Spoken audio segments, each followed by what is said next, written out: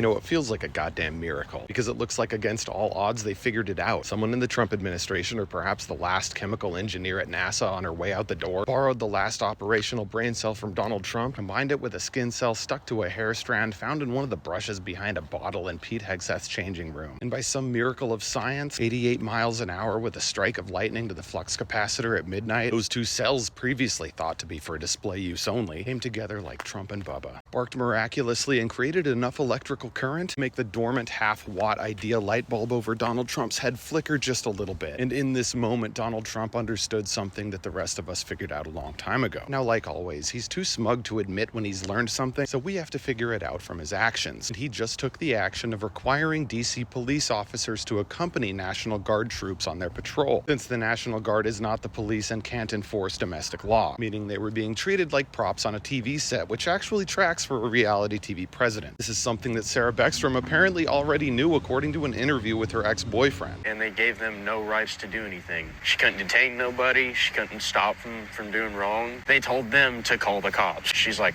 it's pointless. We can't do anything. And now Donald Trump finally understands this too, as his political stunt was exposed in the worst possible way with the completely unwarranted, unnecessary loss of human life. The worst part of all of this is that he was told this could happen in two documents authored by the D.C. National Guard leadership, made public because of the lawsuit against the Trump administration. They were warned back in August that the Make D.C. Safe and Beautiful mission presented an opportunity for criminals. In that same month, all the way back on August 28th, a member of the D.C. National Guard requested additional D.C. police officers in the areas where the National Guard would be present. They had the request to do exactly what they are doing now back in August, but they waited until after a tragedy to do it, which honestly explains Donald Trump's increasingly unhinged crash outs. He took this risk with American lives to insult blue cities and try to instigate conflict with the left, because he was told months ago that crime was the strongest issue for Republicans. So he set the stage for a conflict with radical left lunatics in blue cities because he believed it would save his legacy. But now it's becoming increasingly clear the suspect was not motivated by politics, and he was not from the left. Perhaps the most cruel reality of all is that the attacker wouldn't be here if it weren't for Trump, and his victims wouldn't have been there if it weren't for Trump. Now, in response, Trump wants more National Guard troops and more police officers, committing even more lives to the charade, while reasonable people ask, instead of sending police officers to accompany National Guard troops on their patrols, can't the police officers just do the patrols by themselves, like police officers do? Then all those young men and women in the National Guard, who are technically only there to protect government buildings, could go back to their homes, families, and careers just in time for the holidays, where they won't be left vulnerable with one hand tied behind their back by a president who doesn't have the vision to anticipate expected consequences and who is too stubborn to own them